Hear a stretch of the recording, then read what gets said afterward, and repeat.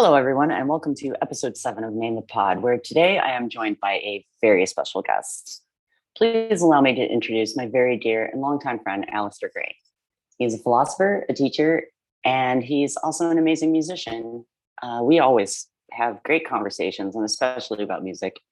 So today we've decided that we would discuss some of our most favorite movie soundtracks and what we think makes for a really good one.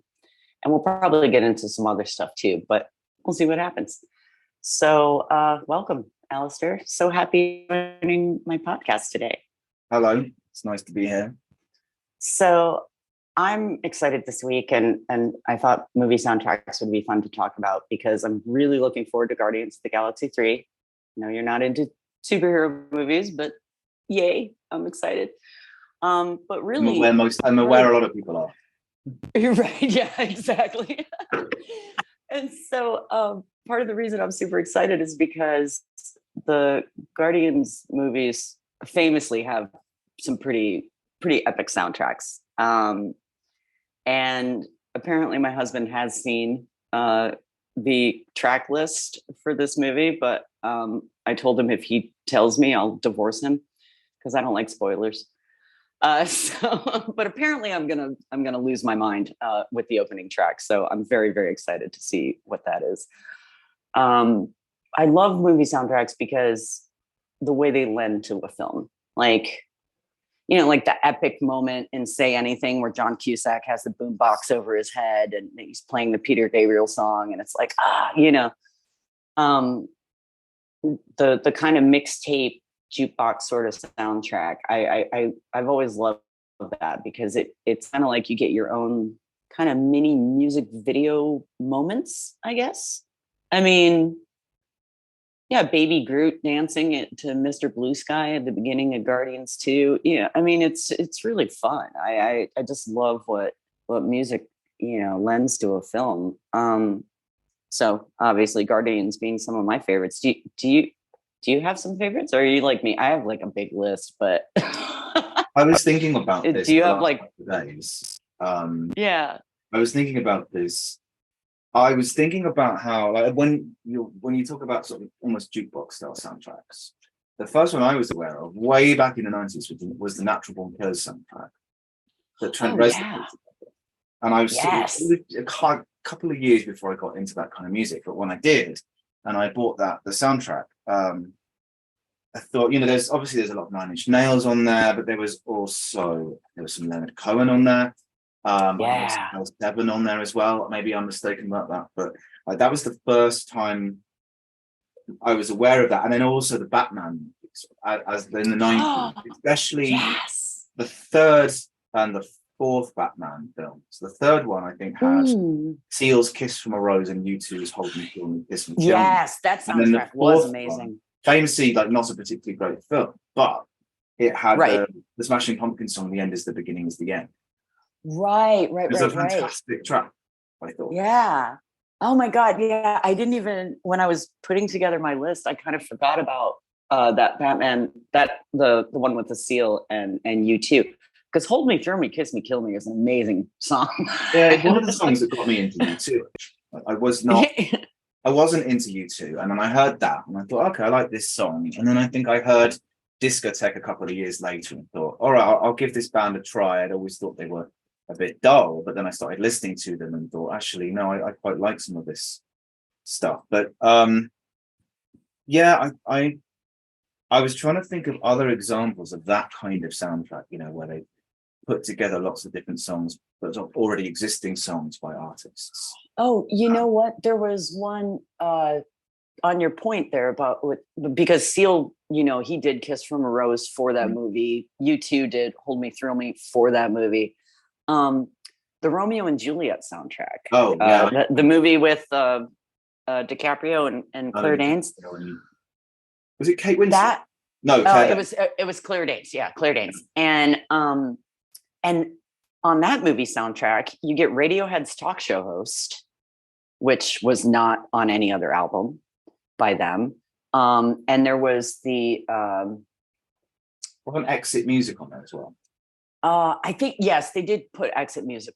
Did end up. I can't remember if it was on the film or on the movie. I have a list here Maybe it somewhere, was but on the movie. I don't know. but I don't remember if it was actually on the soundtrack. But Talk Show Host was on the official soundtrack, and there was also. Yeah, I think they ended up putting it on something because it, people loved it and they were annoyed that it was only available on the UK release of Street Spirit, but I'm not sure. But then they did. There was another song on that film that was also written, specifically for the film. This really beautiful artist called Desiree, I think is how you say her name, and she wrote the love theme from that film called "Kissing You Now," and it's a really beautiful ballad, love, like tragic love song ballad type of thing, of course, because it's Romeo and Juliet. But I love it when you get like a special song that somebody wrote like just for the movie, like I think that, like, because it's one thing to have a brilliant song that like works with a scene, like, oh my god, here's one I just thought of actually. In Inglourious Bastards, the usage of David Bowie's Cat People is pretty epic. But which bit do they use it? I don't know if I know that song very well. Which bit in the film? It's the bit where so people who might not be familiar with Inglourious Bastards, there's a scene where the woman who is she owns the movie theater and she's about to trap all the Nazis in the movie theater and burn the theater down. And she's getting ready for basically her last night on Earth. And she is in this red dress and her hair looks beautiful and she's putting on her makeup in the mirror. And the actress, she has these beautiful green eyes, blonde hair. And the David Bowie song, Cat People, starts out with "See These Eyes So Green." And it almost felt like the song was written for that scene in the movie, even though we know that song existed for decades beforehand. Yeah. And the scene is so powerful. But it was like Tarantino made his own music video to that song for that, whatever, 3.5, 4 minutes of the movie. That seems like a lot of his movie. You could say that about a lot of bits of his movies. For sure. Yeah, definitely. When you mentioned that, I suddenly realized that actually before Natural Born Killers, I think, certainly before Batman Forever, you had the soundtrack to Reservoir Dogs, and then obviously True Romance, one being one of them, but no, what's it called, Pulp Fiction. True Romance was really good. I had Reservoir Dogs and Pulp Fiction on my list as well. Those soundtracks are incredible. Yeah. One of my favorite pieces of music ever from any film is the opening credits to True Romance. Yes. I can't remember. I think it's just called "You're So Cool," and I think it's a reworking of an older song or older piece of music, and it really sets the tone of the film. Is it LA? It's definitely set in California, and you kind of feel like it's the morning, it's hot, and like it's all very chilled out. It's a really beautiful piece of music. And setups too. Setups, I think, is really, because when you frame it like that, you just reminded me of another film, The Boondock Saints. Do you know that movie? I've seen it. I don't remember it very well. So I love that movie because the two Irish vigilante brothers. But at the beginning of the film starts with the Dropkick Murphys shipping up to Boston. Cool. And I don't think there's a better way to start a movie about a couple Irish vigilantes than the Dropkick Murphys. Mm-hmm. And the whole beginning scene to the movie, they're working in a meat packing plant. Like it really, really puts the picture into frame. There's something about really, really good setups, I suppose. It's just what I'm trying to get at. Where the music is just very what's the word I'm looking for? The music is, instrumental. I didn't mean that as a pun, but it is it's setting up the proper tone for what's happening next. Well, certainly, right. One thing I was thinking about when I was just thinking about soundtracks, but not sort of songs used in films, but rather like original scores. The way in which Oh music yeah. is used, and certainly, I was thinking, I was thinking, I was saying to a friend of mine that you could distinguish between sort of movies that rely on music and movies that just use music. But then my friend pointed out that actually there are times, and I meant it in a sort of disparaging way, saying right. I was thinking of just some sort of relatively generic rom-com or action movie that just uses some music to sort of tell you, here's what you should be feeling right now. But then my friend said, but you could think about like horror films and the way that the soundtrack in horror films actually show you like, okay, you should be suspenseful, like, and then there's the famous fake out, the sort of trope where the character is looking around the house and they've heard something and then they're following it and the music's building up, and then suddenly like, they open a door and a cat jumps out and they go, and then they sigh and then they turn around and they get stabbed in the head by the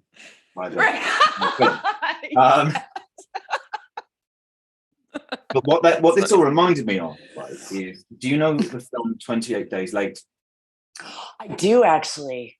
So we can talk about the soundtrack to that, and I know why you'd want to talk about the soundtrack to that. Actually, no, maybe I'm thinking of a different film. I'll get to what I'm talking about in a minute, right? What I'm thinking of. But there's a scene in 28 Days Later where the main character, played by Cillian Murphy, I can't remember the character's name. I think it's Jim, and he's in a petrol station, a gas station, and it's just in quite a small room in the back. And he goes, "Hello," and then we see from behind him someone jump down and just run towards him, and there's no music. And I don't think there's any sound either. And I remember being in the cinema when that scene, and the whole audience just went, and there was nothing to tell you what to feel. It was clear, like, what was going on in that. And it was really interesting because I thought, like, there was no music to sort of set up him walking into that. The whole thing, there was no soundtrack at all. He just walks into the room, he goes, "Hello." And then we see from behind someone running up towards him, and he sort of turns around at the last minute. But it was a really interesting use of how do I put it, like a non-use of music, deliberately avoiding using music. Yeah, and there's that too, because there's there's a little fun fact about the Star Wars movies. If you're talking about a score, I mean, John Williams, obviously one of the greatest movie composers. I don't think I've seen those movies. Star Wars, right? Star Wars. What are we talking about? I like them. That sounds like I didn't like them. I really enjoyed them. But in the original Star Wars movies, the first ones that were ever done,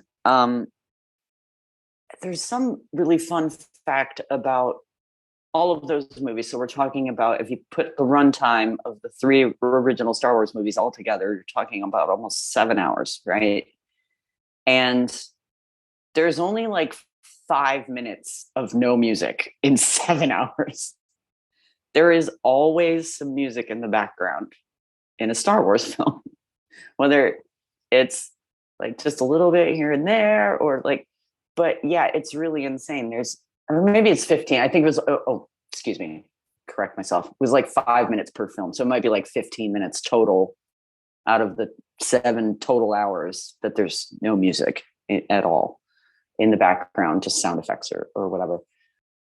And I found that fascinating because that it, like, obviously, like you were just saying, the way the music, leads you for suspense, like in a horror film, the music in a Star Wars film is like, this is exciting, or here comes Princess Leia, because you hear the music and you know what's happening, it's just kind of, I love that. That's perfect. I think that what we're kind of discovering is that there isn't a correct way to use music in films. That that there are people who have used music in ways that are really are just sort of saying, this guy is the bad guy. So Darth Vader famously, this guy's the villain. This is what you should feel.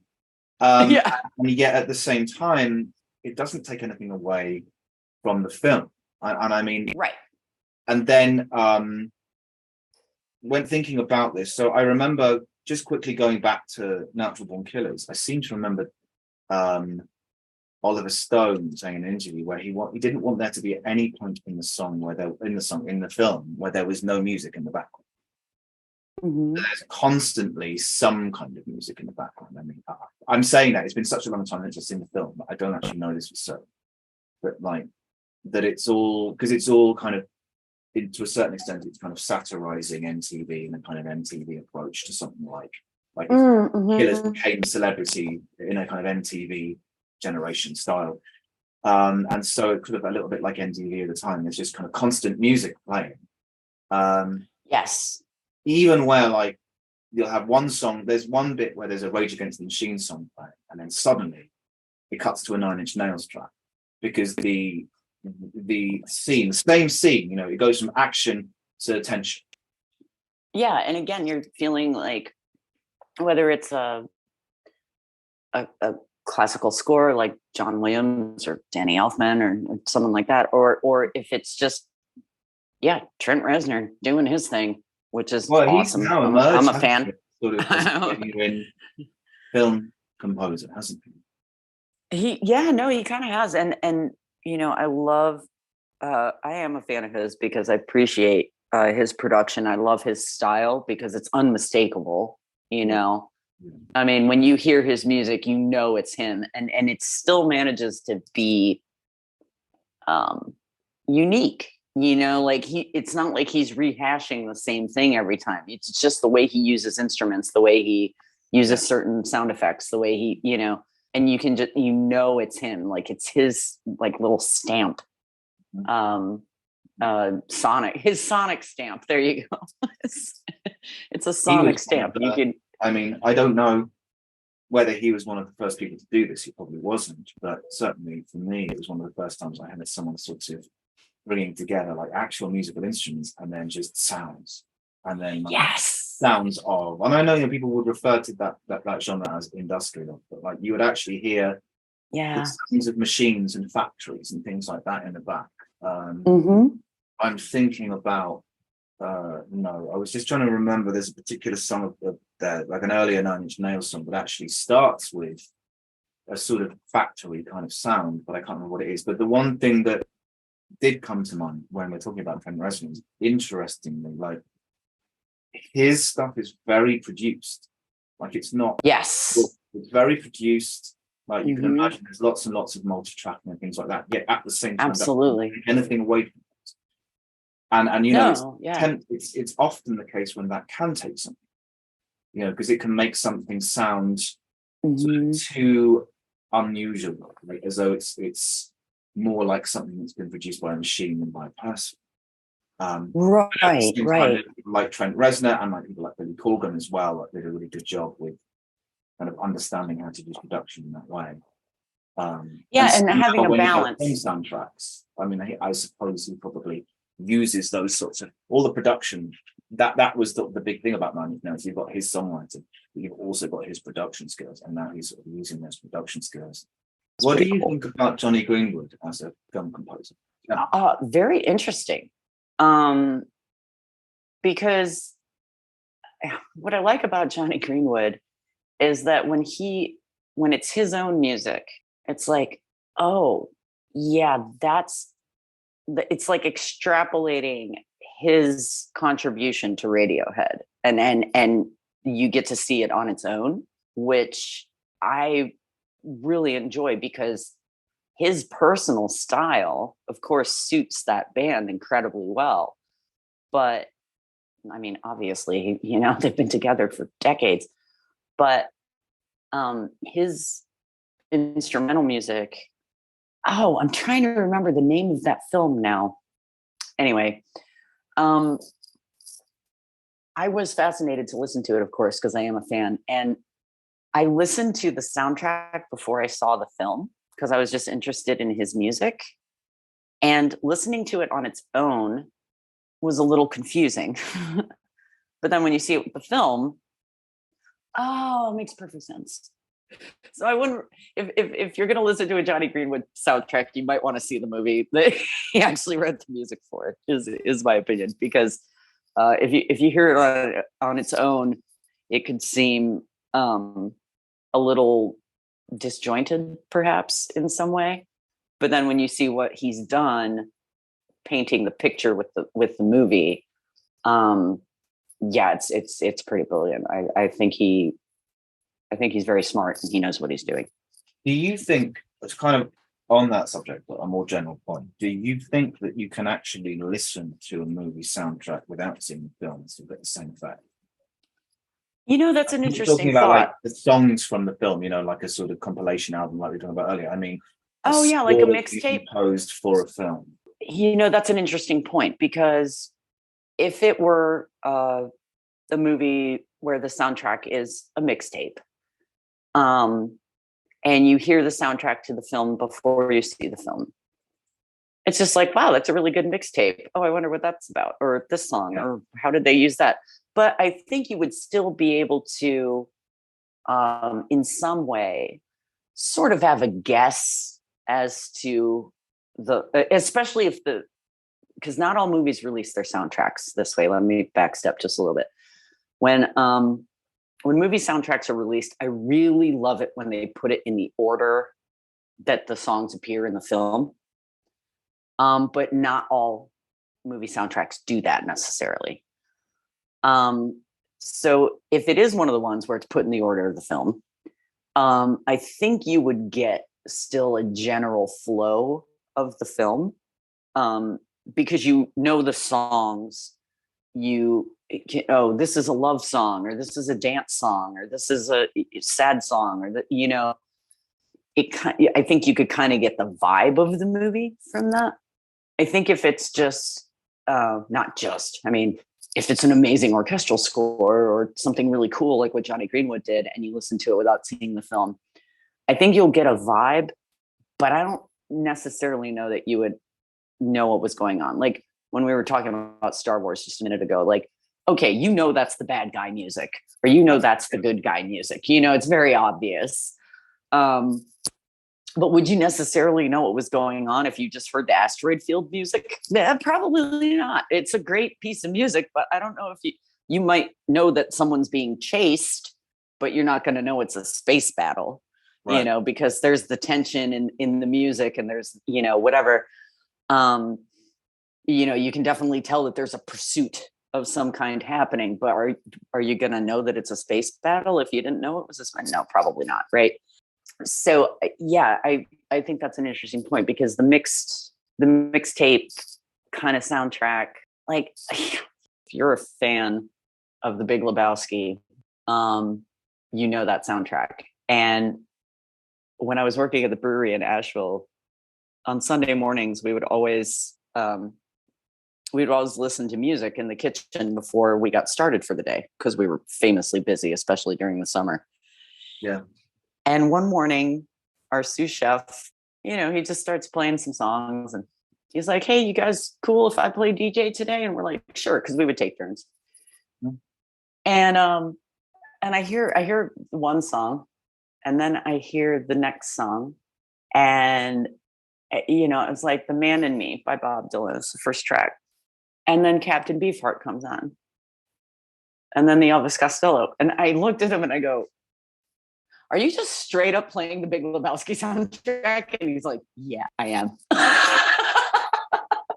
So just having a look at I'm looking at the track list now, and it was so like a lot of the music that I heard when I was in my preteens, whatever my parents were playing or whatever I saw on the TV, and so one of those would be like my mum played a lot of stuff in the 50s and 60s, and one of the bands she often played was Creedence Clearwater Revival. Oh yeah. And I didn't know the song. I didn't know "Run Through the Jungle," and I didn't know "Looking Out My Back Door." And so songs, that movie introduced me to those two songs, especially "Looking Out My Back Door." Oh, I love that scene in the movie too, where he's in the car, he's smoking a joint, and he accidentally drops it while he's like rocking out to the Creedence. He like crashes his car. It's really funny. But yeah, I mean, there's some that are so. The other one for me that's like that, by the way, because I love the Big Lebowski. I love the movie. I love the soundtrack. It's just classic. But Fear and Loathing in Las Vegas is another one where the soundtrack is just incredible because it's of the time, the era that this would have been going on, and it's like all of the songs contribute to the scenes. It's especially famously, like, you've got Jefferson Airplane on there, the Yardbirds, Three Dog Night, Bob Dylan, Booker T and the MGs, Buffalo Springfield, even the Dead Kennedys. Their version of Viva Las Vegas is used in a scene. But it's, again, one of those that if you're familiar with the film and you hear the soundtrack, it's like you can, just like with Lebowski, what scene is happening when you hear the song. And I think that's really, really cool. I can't really separate them from the scene in the film. So, like, if I hear the song just out of context, I'm not even listening to the soundtrack. I just hear that song and it's like, oh, yeah. Do you make those kinds of associations at all from time to time, or? What you mean, like if I just hear the song? Yeah, sure. So if you are very familiar with a film and the film has this great soundtrack, but then you hear that song, you hear one of those songs, like not in the context of the movie or listening to the soundtrack per se, but you just hear the song on the radio. Do you have like a strong association with certain songs in film? Oh, well, I mean, I suppose there's certain songs that have just taken on a character in culture. Like, for example, a great example, I guess, for our generation was Stuck in the Middle with You. You hear that song, you think of the scene in Reservoir Dogs. Yes. And I can't not think of that scene. And I'm trying to think of some other examples now, but I don't know if I really had that much. I think because often if there's any song that I like, I'll get it, I'll put it on a mixtape, and then I'll just listen to it, and eventually it will be separated from the track.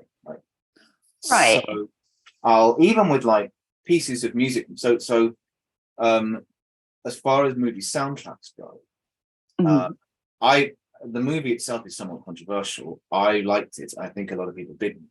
The movie The Village by M. Night Shyamalan had a really, really beautiful, really incredible soundtrack. And I often listen to tracks from that soundtrack. And I've sort of disassociated from the movie now. I don't think of the movie when I'm listening to it.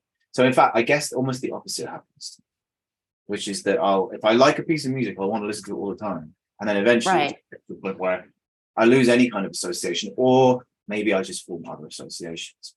That's really interesting. Because, like, for example, when I was looking up these lists of some of my favorite soundtracks, the Guardians of the Galaxy 1 starts with Hooked on a Feeling.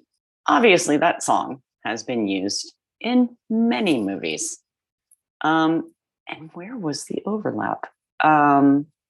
It's Reservoir Dogs. So I was like, yeah, I'm pretty sure that was Reservoir Dogs. I just want to make sure I had it right. And those are two very different scenes, obviously, between Guardians of the Galaxy and Reservoir Dogs. And for some reason, though, and maybe just because I've seen Guardians more times, I still kind of associate it with that one scene at the beginning of Guardians 1. And to the point where, like, I was working in a restaurant and the song just came on and I was like almost giggling to myself because I was picturing the scene in my head. I do know what you mean, though, about, like, with certain songs, especially, like, I feel like if it's a song that I really, really love and it ends up getting used in a film, I might not have as strong an association with the film, rather than if it's a song that we kind of know and like, But yeah, maybe it's one of those songs, you're not going to shut it off, but it wouldn't be something that you necessarily maybe go listen to on purpose, right?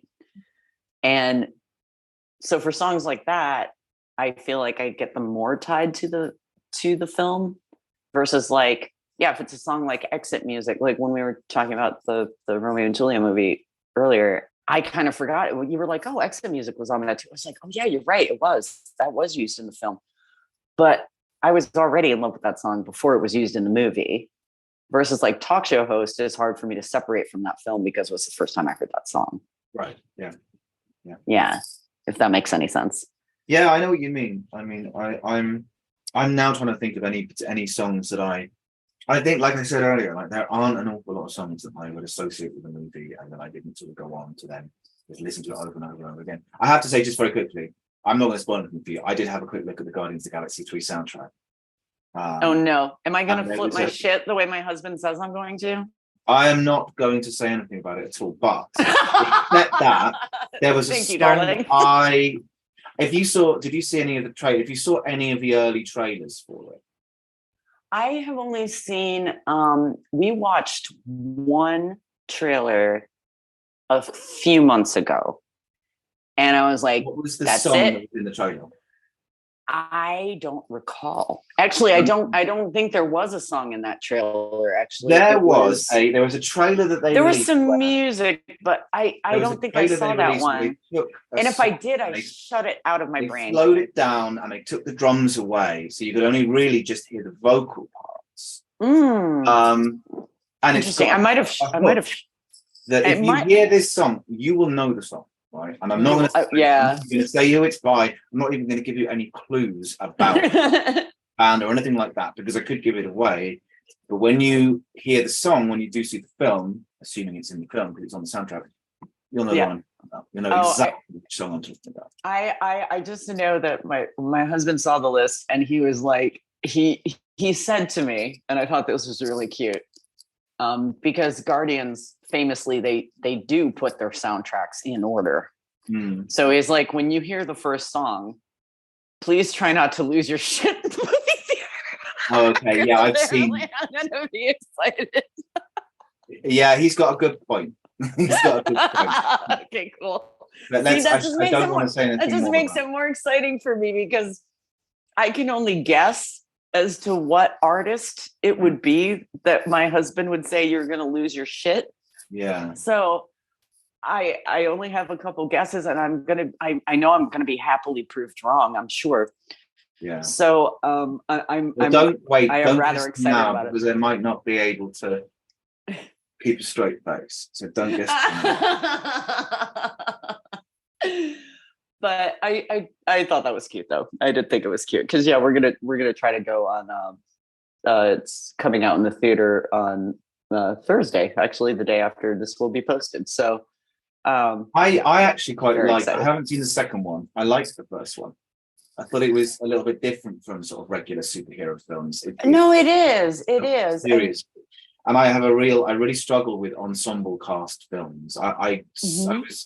I could watch the first Avengers, but I couldn't quite follow what was going on. And then when the second Avengers film came out, I thought, I've got no idea what's happening. And then I tried to watch a bit of the third, and I tried to watch a bit of the fourth, and I just like, I have no idea what's going on because there's 1,000 characters, and they all seem to be different stories. Yeah, exactly. Well, that's why I think that's what makes the Guardians movie special too, is because it's a small. You've got this small group, right? Literally taking on the galaxy. And they're not necessarily superheroes either. No, they're just really good at what they do. It's close up to something like Star Wars, where they're sort of like space pirates or something like that, you know. Yeah, exactly. Whereas, you know, with the Avengers, it's always, and just one of the things I struggle with superhero movies is eventually you run out of superpowers and you have to start. So like, the fact that I realize I'm about to blaspheme against like decades of comic book culture, but like the fact that one of the Avengers is just someone who's really good at shooting arrows, like he's just a really good archer, and that's like, okay, well, this guy's a good juggler, and this guy can make a really really fantastic sushi roll. And he'll poison you with that sushi roll. It'll taste so good you won't even know. I liked some of the first generation films, the Marvel films, because they were just about single characters. And I think the last one of the Marvel films that I liked was the first Ant-Man film. Although I did quite like the Spider-Man films they made. The ones with I can't remember his name now. The small English guy. Tom Holland, the Tom Holland. Oh, Tom Holland? Yeah, I liked him in that, and I really liked. Yeah. Oh, he's I wonderful. certainly like the first two films. The third one was okay, but the first two I thought were brilliant with him. But then like I Yeah. think the first two Iron Man films I really liked, and I quite liked the third one. And then also, they didn't make a Hulk film with I've forgotten his name. Oh, Ruffalo. They didn't make a Hulk film with Ruffalo, did they? They made one with Edward Norton, and they made one with Eric Bana, I think. Yeah, Eric Bana was the first. They did the first one with Eric Bana, and then yes, Edward Norton, which to me was an interesting choice. He's a fantastic actor, but I was like, oh, he's not the Hulk. But Ruffalo, he's by far the best Hulk. He didn't get his own Hulk movie, but it's not needed at this point. So, No. It's not going to happen. But and he shares the limelight a little bit in one of the Thor films, doesn't he? Yeah. Oh, absolutely. Yes. Yeah. And Thor Ragnarok. You get a lot of Mark Ruffalo in that movie, and it's awesome because you get him as the Hulk, and you also get him as just regular old Bruce Banner. Mm-hmm. I've just thought of something like that we haven't touched on yet. Well, sort of we have, but when we were talking about songs that we associate with movies, where you can never not associate with the movie. Yeah. We talked about 80s movies and like famous 80s songs that have sort of taken on classic status that at the time, and I'm talking about things like Take My Breath Away by Berlin. Oh, yes. Yes. What was the Nothing's Gonna Stop Us Now by Starship? Yeah. It was from Mannequin. Yep. And that sort of thing. Like maybe you can, and of course the most famous one probably like The Breakfast Club. Don't You Forget About Me. Oh, never separate that song from them. What was the film from Ferris Bueller's Day? Not the film, the song, or it wasn't a song really, was it? It was like a sort of weird kind of dance track that they played in the background. Ferris Bueller's Day Off. Oh, a Ferris Bueller. Oh God, I am such a bad nerd right now because I can't remember. I should have made a lot more notes than I did, and I didn't make any. I'm going to look. No, I feel bad because that's one that I should know because I know what you're talking about, and my brain just with one of those little like, failed to retrieve file type of things. I know the one I'm thinking of. It's Oh Yeah by Yellow. Yes, thank you, because that was going to drive me nuts. Yeah, well, especially the Simple Minds and the Breakfast Club. That's like, I mean, I don't know if anyone our age can get away from that association, quite frankly. When it was just too iconic. I think it was an MTV. Maybe that's part of it. Like the really iconic moments in films, they get accompanied by a song. And yeah, when you have a cult, well, I guess would be called like a cult favorite or cult classic or whatever at this point, like The Breakfast Club. I don't know if anybody can think. I don't know if there's a mutual exclusion of hearing the title of that film and not immediately having "Don't You Forget About Me" pop into your brain. There was at least not for me. There was an MTV because now I have that song in my head. Movie Awards just because you mentioned 15 years or so ago, where they had a band play. It was something like 20 years or 25 years since that film came out, and they had the cast there, and I guess many of them hadn't really worked since that film, or at least hadn't worked since the 80s, and so they had another band. It wasn't Simple Minds. It was another band playing a cover of that, and you could see how emotional the cast was getting when they were hearing this song. Yeah, if you can hear me, you're frozen up. But yeah, I can cut this out. I can hear you. Okay. Oh, there you are. All right, good. We just got stuck there for a moment. That's all right. I can cut that out. No worries. What were you saying? I was saying that there was, I don't remember when it was, but there was some kind of awards show. I think it was the MTV Movie Awards years ago, and they were celebrating something like 20 years or 25 years since The Breakfast Club came out. They had the whole cast now grown up. They had a band that played a cover of "Don't You Forget About Me," and you could see how much that film meant to those actors, because you could see some of them were getting very emotional while the song was playing. Oh, see, that's beautiful. I love that.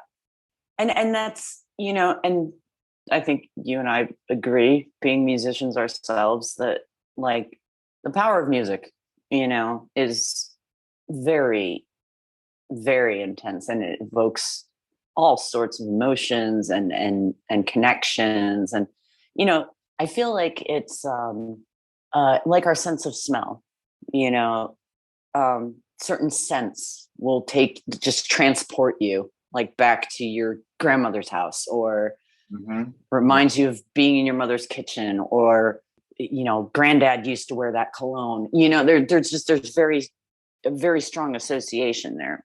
And I feel with music, it's really comparable, to that type of, that song that you listened to when you broke up with somebody in high school. Can you still listen to that song and not think about that? Or well, I didn't date anyone until I left high school. I was sort of 16 when I first, so I'm fine with that. I can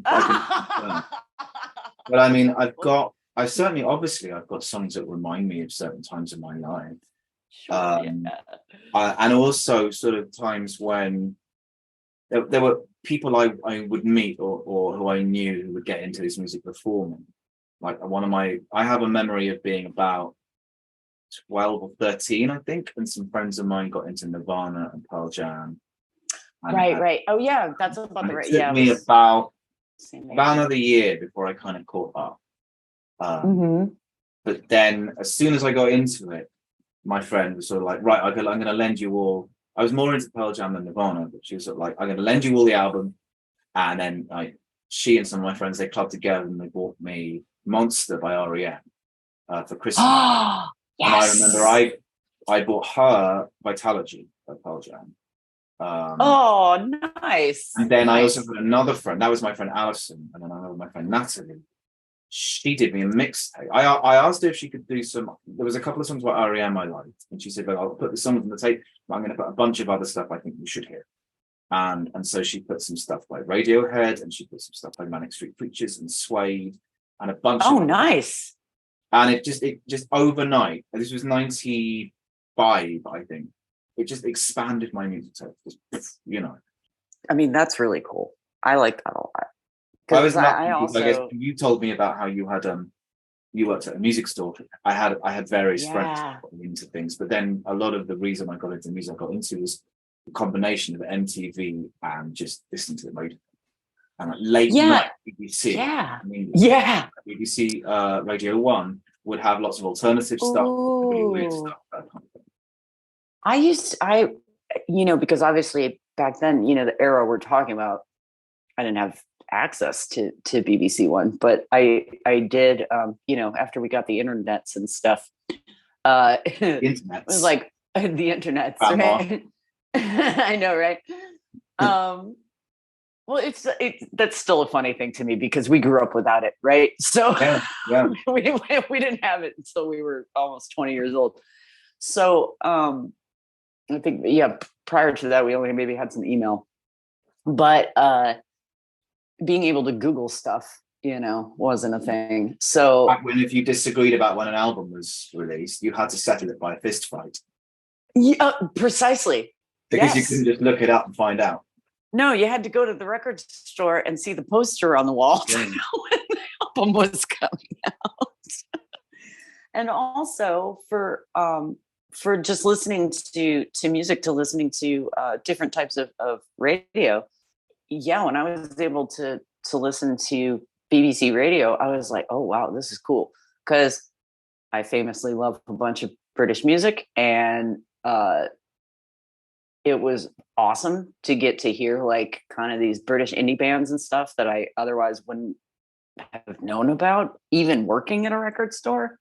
There was always some really cool stuff. And just being able to have that, like you said, having your just your horizons expanded via like a mixtape that a friend makes for you, or mix CD, whatever, depending on what year we're talking about. I made a bunch of mixtapes for the guys when I moved and I left the record store. Well, they were CDs, but I actually printed unique covers for each of them. The track list was on the back. Like it was, I made little gifts for all of them, and it was the track list was composed of, I think there was only one or two songs that I actually put on all of them. Mm-hmm. We're talking about like 5 different mix tapes that I made for my record store buddies, and there were 1 or 2 songs that were on all of them because they were songs that we all loved. But for the rest of them, it was songs that I thoroughly enjoyed that person introduced me to. Mm-hmm. And so when I handed them each their individual CDs, they were like, "Oh my God, this is the sweetest thing ever." Because they would just read the track list and they were like, "Oh, I'm putting this in my car CD player, it's going into rotation, man." Yep. That's flattering. That's what you want. Because we were the high fidelity kids, which actually is another soundtrack I needed to talk about, because that's another good, but of course that film is, in a way, that film is a sort of film about movie soundtracks. Right. I mean, it's, isn't it really? Yeah, I mean, it's about a record store, so the soundtrack has to be amazing. Because you're talking about well, the movie is really about a man and his relationship, but the backdrop is he owns a record store, so he expresses himself through music and mixtapes, and this is how he communicates with the world. And beautifully played by John Cusack. Love it. But the soundtrack for this, like, I mean, you've got the Kinks, you've got Barry White, you've got Bob Dylan, you've got the Beta Band, you've got Elvis Costello, Katrina and the Waves, Stevie Wonder. Yeah, it's like a proper mix. Marvin Gaye. It's not just a single theme. No, not at all. But yet it's cohesive, and as we were discussing earlier, like it goes with the flow of the movie, like each of the songs. Yeah. And I really love that it starts with the 13th floor elevators, though. I wouldn't even have known about this band. And they're from like the 70s, like a psychedelic rock band from the 70s. Mm-hmm. And I have that record on vinyl because I watched High Fidelity. The record's very good. But the song You're Gonna Miss Me is amazing, and that's how the movie starts, because he's going through a breakup. I've remembered something else that I wanted to bring up about movie soundtracks, and this is about sort of the ironic use of music. Okay, sure. Yeah. So 2 examples. So the first one is more of a kind of serious film. One of my favorite films I ever saw was Nightcrawler. Jake Gyllenhaal. You know the one I mean? You know what? I haven't seen the movie, but I know what you're talking about, but I have not seen the film. No. But I mean, for anyone who hasn't seen the film, he plays a man in LA, and he kind of, essentially, my understanding is he plays a clinical psychopath who he realizes that he can make money if he gets hold of a radio, and he can hear police communication, so he can get to accidents before the media gets there and before the police get there. So then he can film footage of accidents and sell it to local TV stations to make money. Oh, wow. Okay. Yep. Gotcha. And there's a bit in the film, the soundtrack of the film actually is done by the same man who did, I think it's done by the same man who did the soundtrack to The Village. I can't remember his name. I'm trying to remember it. But there's a bit in the film where the main character, the one played by Jake Gyllenhaal, the character's name is Lou Bloom. Right, so Lou Bloom has stumbled across some kind of accident. I think I'm trying to. I don't know if I'm remembering the scene perfectly, and like there's an accident and someone is lying on the ground and they're dead, and then there's a car, and then suddenly there's this sort of look in Lou Bloom's eyes, and then he starts to move the body to another place. So he sort of realized where the perfect picture is going to be, and this music starts playing in the background of like the kind of music that you get in a film where the hero just overcome tremendous odds. Right. And in fact, in a weird way, in his mind, he's suddenly kind of stumbled across the perfect picture. right? That it, in fact, Wow. we can see the irony of this, that actually he's moving a dead body so that it looks better as something that he can sell to the media. So Right, if you've not right. seen it, then you probably won't know what I'm talking about. I'm sure the scene's up online. But the other thing I was thinking about, have you seen the film Office Space? Yes, of course. So the use of music in that is fantastic, especially It's so good. when the main character comes to work the morning after he's been hypnotized and they play Damn It Feels Good to Be a Gangster. Yeah. I know. Like, it's a really, really good use of that music. Because it's again, it's uh in that case, it's the juxtaposition, right? Yeah. Versus like, like when you have a love song in a love scene. Well, duh, right?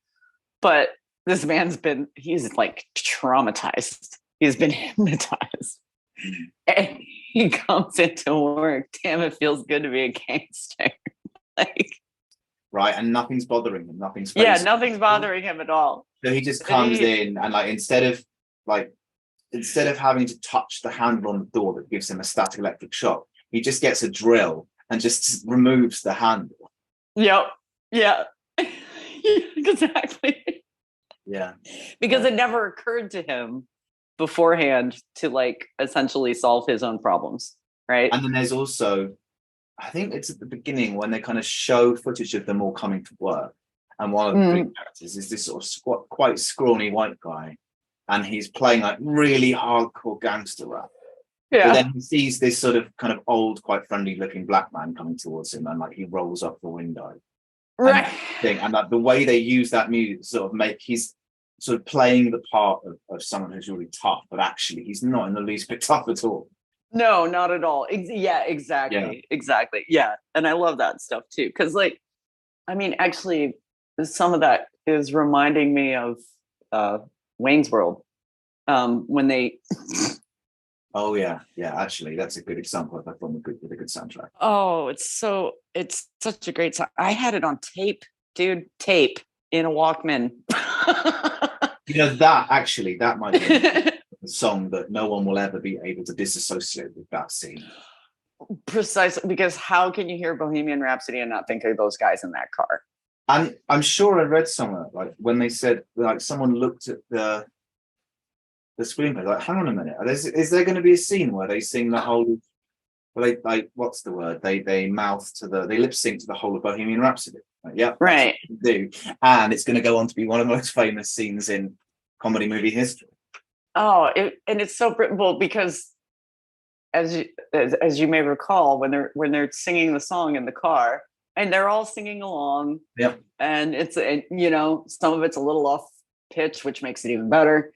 But there's their friend who's sitting in the middle in the back seat, and he's about to throw up. Then he joins in, doesn't he? Yeah, because they're like, "Let me go." He's like, "Let me go." Let me go.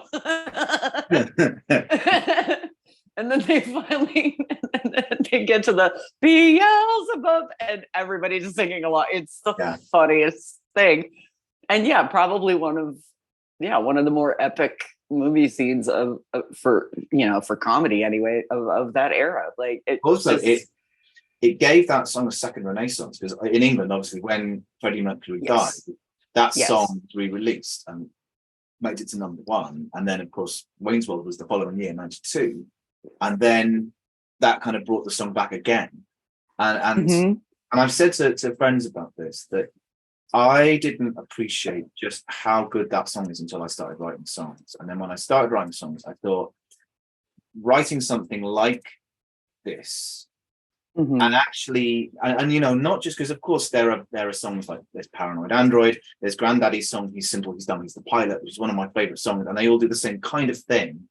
But there's something about the fact, and I was reading about this earlier today, actually, that if you look at what Bohemian Rhapsody is, it's rock and it's opera and it's something else like a musical, and it's all fused together into something that just works as a single song that's sort of about 6 or 7 minutes long.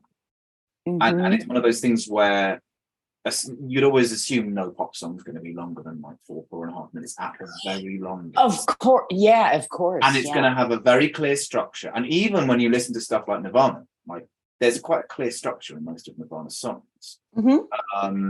And it doesn't sort of disobey the general rules of pop music. But then Bohemian Rhapsody just breaks all of those rules completely. Yeah, because a song like Bohemian Rhapsody, a song like Paranoid Android, a song like Happiness is a Warm Gun by the Beatles, even, they're sonata form, and they have a very clear ABCA sort of thing going on there. And that type of song, well, I guess Happiness is a Warm Gun would have been chronologically the first of those examples. Yeah, the Beatles kind of did a thing there. They were like, hey, you know what? You can write rock music with a classical format. It's fine. Yeah, I went back and listened recently to A Day in the Life and the track Sergeant Pepper's and realized like these are not traditional song structure, but they still work, especially Day in the Life. And what it made me think about was I was watching something last year where they were talking about, do you remember in the late 90s, I think it was late 98, a sort of one-hit wonder act called the New Radicals had a song called You Get What You Give. Yes, I remember that. Still one of my favorite songs of all time. It's a great song. The video I was watching on YouTube was all about this song. And one of the things it pointed out is that it's got a hook, and then it immediately has got another hook, and then it's got another hook, and then it's got another hook. And at the moment you think it's run out of hooks, it's got another hook. But really, what it says is that if you've got the hook, if you can understand how to kind of write a hook, then you can kind of put any song together in any way you want to. Right. Absolutely. Right? Because you don't have to, because there's plenty of sort of good but probably forgettable songs that have the usual structure. Right. Yes. And we're not just going to remember a song because it has an unusual structure, because there's probably a lot of songs that just don't work like that. But right. Okay, I don't. And actually, another example, not quite the same, Princess of China by Coldplay only has a chorus. Yep. And I remember reading an interview years ago with Chris Martin. He says he doesn't really like choruses.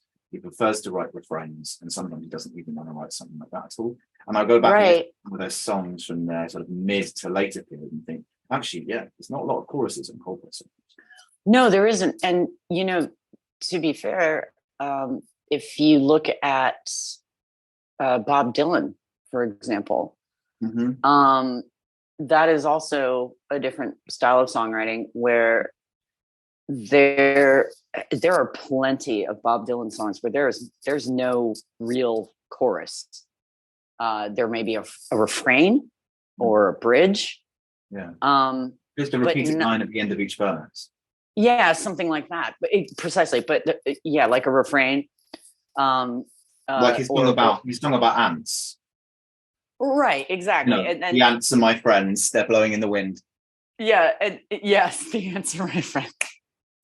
and that's just like a refrain like that where that's not really a chorus, it's a refrain, right? So plenty of folk writers, not just Bob Dylan, but a lot of folk music kind of falls into that sort of style where chorus or chorus is just really not a thing. Rather it's like verse, refrain, verse, refrain. Yeah, I had a few years ago, I had a friend of mine who played me a folk song that she had, I don't know whether she wrote it or whether she was just performing it.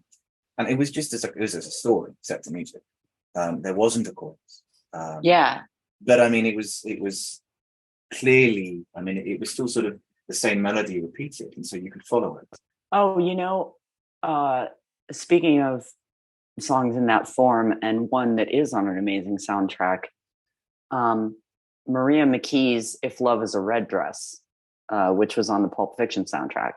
I love singing that song, and There's no chorus. There's a bridge. There is no chorus in that song. And the kind of what could be considered a refrain, maybe at the end of each verse, is only because the melody's the same, but the words are not. Yeah. So, but yet it's a brilliant song, and it's so gorgeous. Mm-hmm. And it has that swell of that bridge in the middle, but yeah, no chorus and not even a real refrain. It's verses and that bridge and the whistling in between, which is absolutely beautiful. Yeah. I've just thought of another song that it's probably a song that people will know. It's not a song that it's not a song that people are familiar with in the way they might be with Bohemian Rhapsody. But it has an unusual structure. The song "Yes, Anastasia" by Tori Amos. Oh yeah. Oh, that's a nice the final track on her second album, Under the Pink, where there's a definite sort of chorus that it builds to, where she sings, "Let's see how brave you are.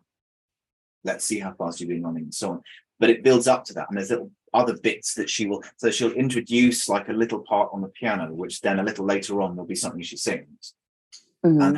And it's almost like there's little bits and pieces of the song coming together. And I really love that song. I actually remember going to see Tori Amos in 1998, and then afterwards, me and some friends waiting to get the train home.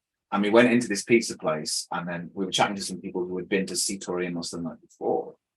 And one of the girls we were talking to said, "Did she play Yes, Anastasia?" And I went, "No." And she went, "Oh, good, because she didn't play it when I saw it, and I don't want to have missed it." Yeah. And I'd love to have heard that song because it's a really fantastic song. But I guess my point being that it's interesting to see that there are artists like John Lennon, Paul McCartney, Chris Martin, and then Radiohead and so on, that they're capable of understanding. Either it's accidental, or they just sort of understand that you don't just have to write verse, chorus, something, chorus, end. Right. Yeah, although at the same time, bands like Nirvana prove that you can write verse, chorus, something, chorus, end, and it can still be groundbreaking. And it's fine. Yeah, exactly. Yeah. But I do think one thing that I'm glad we sort of talked about was that it's interesting that there's different approaches to, just like we were saying, there's different approaches to writing a song, there's different approaches to putting together a movie soundtrack, and that you could have a favorite movie soundtrack where it's all sort of it's a collection of different songs, and the songs make you feel a certain way, and then you have associations with the songs, and that helps the director of the film to give you a certain association with the movie. But then on the other hand, you've got also the traditional approach where you have a composer. Where I've been listening to loads of stuff by Ennio Morricone. Yes. Just sort of thinking he was a master of just very minimal stuff. Mm-hmm. And those spaghetti westerns, he made them into something, and precisely. Yeah. The music does so much because there's so little dialogue, and the music does so much to set the scene that in a way it's almost like kind of like a music video, but not quite. And it's his song "The Ecstasy of Gold," his piece of music, "The Ecstasy of Gold," which I think is the actual theme tune from The Good, the Bad, and the Ugly, if I'm correct. And it's a really that's the one. Yeah, which is, and it's so iconic and it's so brilliant. And again, I think it's one of those things that when you hear it, I personally, I can't separate the movie from the sound there, for sure. But the point is that there's obviously films like Jurassic Park is not an example, but that piece of music you hear when we first see the first, and that I just got chills thinking about it. I love that dinosaur. We see the dinosaur as the characters see the dinosaur, and we have that piece of music where it's sort of we're feeling the same thing as the characters.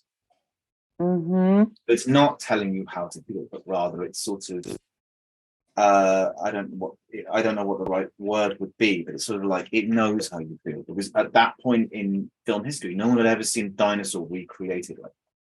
Right. And so when it makes you experience something that is putting you more in touch with the actual feelings of the characters in the film, like really tying you into the story. Yeah. So John Williams, I mean, obviously master of his craft, right? And the way that his music really makes you feel the moment in the film on a, not just as an observer, but like as like it really evokes like an emotional response. Like you're really tied into the story. And I saw an interview with him recently where he was asked what one of his favorites was, and they were specifically talking about his work with Spielberg. So, you know, Star Wars was not involved, but talking about his work with Steven Spielberg. And he said the theme music from E.T., which you only get hints of throughout the entire score until the kids are riding their bikes through the forest. And then as soon as the bike takes off into the sky, that's when you hear the E.T. theme. Okay. And getting chills just thinking about it, because big fan. I love E.T. since I was a little kid. But that was also one of the first movies that I saw that had like this epic film score, right? And the way I felt about that movie, I know, is directly tied to the way I felt about John Williams' music. Because I hadn't heard anything like that before. He's the master of movie soundtracks, and there's as ever. I mean, the fact that he works so much with Spielberg, I mean, says a lot about but his place in the hierarchy as well. Because there's obviously, just like with directors, there are lots of other directors who are kind of very much up there, right at the top, and lots of composers. I mean, you mentioned. What's the name of the guy that he did the Simpsons theme? Danny Elfman. Danny Elfman. Yeah. And then I keep trying to. Howard, Nightmare Before Christmas, amazing soundtrack. Something Howard. Thomas Newton Howard, I think. I'm not doing it. I think he might be the one who wrote the Nightcrawler soundtrack. Actually, I'm not. Maybe. Oh, yeah. Howard Shore, or do you mean Howard Shore? It's Howard Shore as well. Yeah. And, but I think this is a guy called something like. I'm going to look it up while I'm talking to you. So yeah, but those iconic themes. I believe the Indiana Jones theme is also John Williams. It is John Williams, yes. Is Jaws John Williams as well? Jaws is John Williams. Indiana Jones is Jaws Williams. Yeah, maybe they should call him Jaws Williams. Yeah. He's a monster. Star Wars was John Williams. Yeah. Star Wars is John Williams. Jurassic Park. Like, he did. I mean, he's pretty much scored almost every single Steven Spielberg movie for the past like 40 years. And he did do a lot of work with Lucas, obviously, most notably Star Wars, Indiana Jones. But he's kind of always been their go-to guy, you know. Just saying, while I've got it here and while I remember, the person I was trying to remember was James Newton Howard. Mm-hmm. So, and I mean, he did the music for The Fugitive, Pretty Woman, The Dark Knight. Yeah. The Sixth Sense. So he's one of the ones I put up there as well. But Hans Zimmer is another one. Hans Zimmer was the one. Hans Zimmer. The music for True Romance. But yeah, there's just John Williams right up there, and then Steven Spielberg right up there as a director. You put those two together, and you're probably going to get something special. Oh, every time, there's always going to be something special there. And you know what? Actually, with that being said, I think that's a beautiful place to for us to say goodbye for this week. So, Alastair, I want to thank you very much because with our time difference and everything, it's getting a little late for you at this point. So, I really appreciate you being here on the podcast with us today, and hopefully, you'll be able to join us again at some point because I would love that. Yeah, I appreciate you, buddy. Thanks so much for being here. And there you go. There's our sign off, buddy. Okay. I was going to say, we are ending the chat. We're just ending it. I was actually just about to say, before we go, you could say that the maybe the greatest song from a film that never actually was on the film was the Radiohead song "The Spectre." Oh, that's right. Because I can't remember. I don't remember who actually. I think it was Sam Smith who did the song in the end. But Radiohead originally, wasn't there another one of their songs that they? Was it Nude? Nude. No, it was Man of War. Nude. No, it was Man of War. War. Because that was the precursor to Nude, and Nude did not get released until In Rainbows. Man of War. It was Man of War. Yes. Yes. Yeah, and then that was rejected because the studio wanted an original song, and it could be nominated for an award, and so they wrote that song Spectre, and then it was rejected. And I remember hearing about that and thinking, is this a joke? Because I never assumed that Radiohead would ever write a song for a film. But then, of course, you realise that maybe it depends on the film, it depends on who's directing it, all sorts of other things. I'm gonna have to finish up. Absolutely. Bed now. I really enjoyed being on the podcast. I've never done anything like that before. And it was nice to see you, Andrea. You too, Alastair. I'll talk to you again soon, okay? Yeah, talk soon. Let me know. We'll figure out something. Okay. Anyway, with that, have a lovely evening. And you as well. Bye. Bye-bye.